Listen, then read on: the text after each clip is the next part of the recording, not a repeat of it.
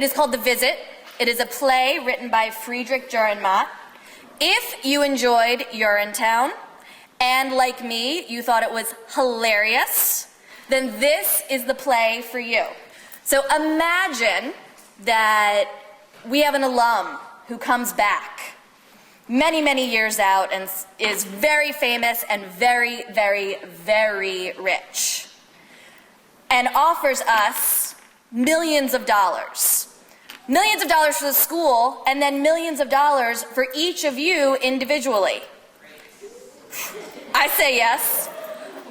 But you need to help this alum right a wrong that was done in the past. This is all about justice. You are going to bring honor back to this particular woman. And then you get some pocket change. Sounds like a pretty good deal.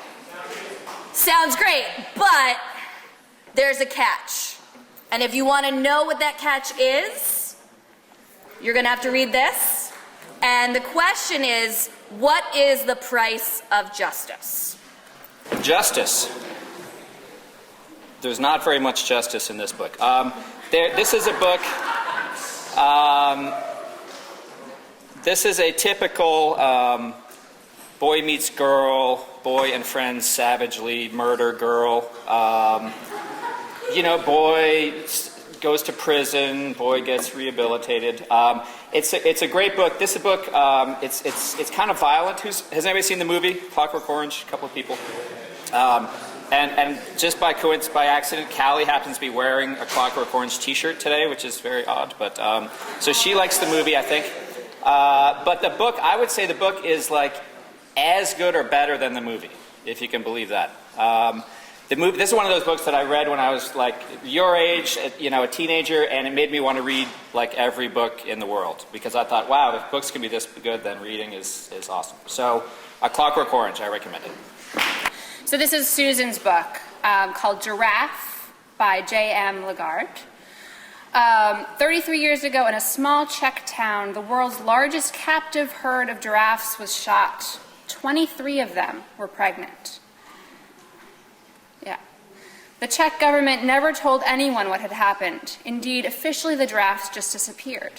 Journalist J.M. Lagarde, who describes himself as a zoo fetishist with literary ambitions, has turned this elusive, peculiar story into a novel that will haunt you long past the final page.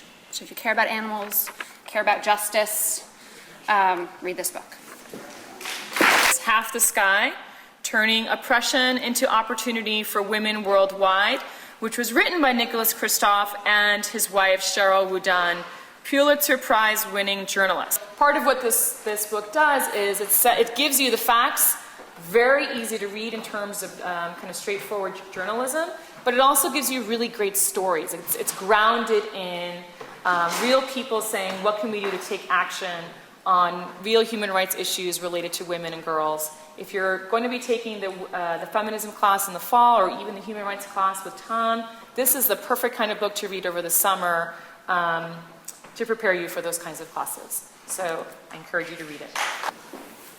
Good afternoon. The White Tiger. Last summer, after sort of finishing the books I was reading, my brother gave me this, and it didn't seem like the book that I would. I said, "What's it about?" He said, "Just read it." And I started it, and it was really unusual in that it starts off with it's unlike a book that you read, it's a letter to the Chinese premier about how this one man sees India. And he sees it from a viewpoint which is very different from what a premier of China would actually see. He'll come over, see the president, see all the posh parts, and go back. So he writes a letter to him describing what, from his viewpoint, what India's really like. He wants him to come to his village. India's full of castes, and he comes from the lowest caste. And so he describes what it's like. And the twist is, he starts off with being at the very low end of Indian society, and then realizes through corruption and love and politics, he can actually excel to become a really affluent businessman. So he's telling sort of this story about how he's corrupted, he's murdered people, he's done this, and it gets more and more interesting as you get along. There are a couple of twists in the book itself. I couldn't put it down. I would encourage you to read it. It's interesting, and it's probably quite different to some books that you may have sort of come across. So give it a go.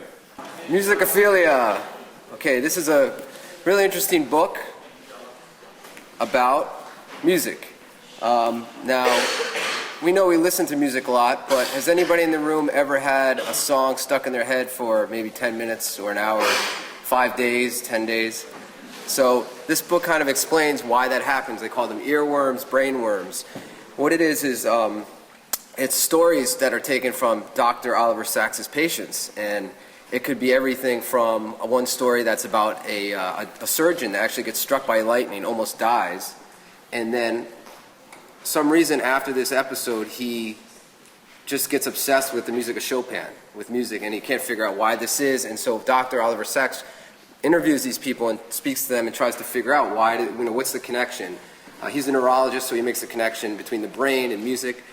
And that's one story. Another one, like I said, is about that. Why does music get stuck in your brain? Why does music supposedly make you smarter? We've heard about the Mozart effect. Is that true? Is it not? Some people think it's true, some people don't.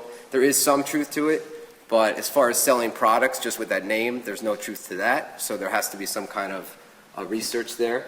And it's just like an interesting book of people who like music, people who like medicine.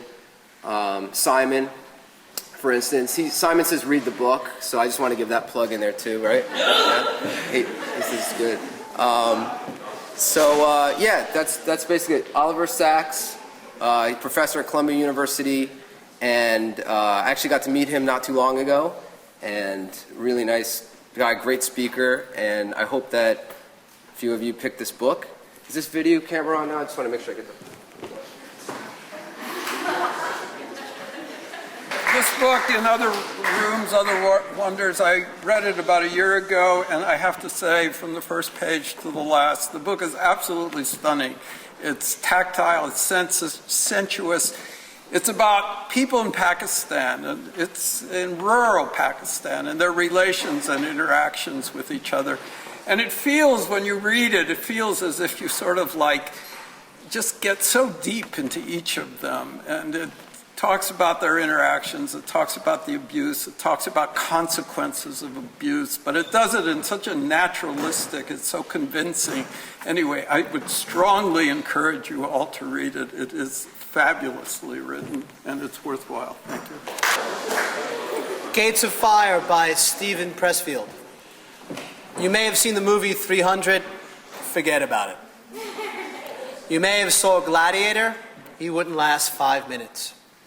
This is the real story of the 300 Spartan knights who stood at Thermopylae and held back the thousands who served the King of Kings, Xerxes, from Persia.